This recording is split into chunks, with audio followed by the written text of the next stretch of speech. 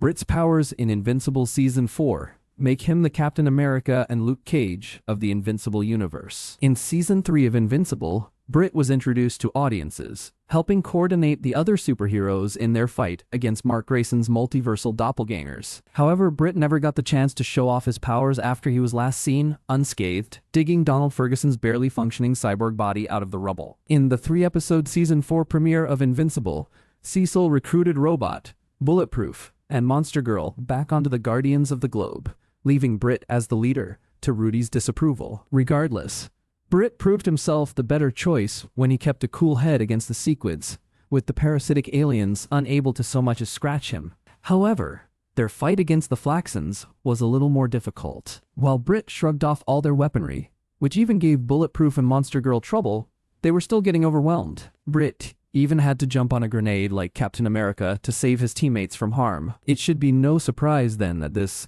grizzled war veteran has an origin that closely matches that of Marvel's Star-Spangled Man, but with powers that align more with Harlem's favorite superhero, Luke Cage. In the comics, the origin of Brit's powers was largely left a mystery, with him claiming that he was born with invulnerability. However, after Brit's crazed half-brother Euclid nearly killed him and his son, he finally told his wife the whole truth. A century ago, after he and his mother were both in a terrible accident that resulted in her death, Brit's father pursued the ends of the earth to find a source for invulnerability, so that he wouldn't lose those closest to him ever again. Eventually, Brit's father succeeded and created a serum from what he discovered, similar to the serum that made Rogers and others into super soldiers. His father's serum seemed to do nothing at first, making Brit deathly ill, until he recovered, and realized he had the sought-after invulnerability, but no other powers. According to Brit, "I was impervious to harm, but the serum offered no other benefits. Strength, speed, that was all normal."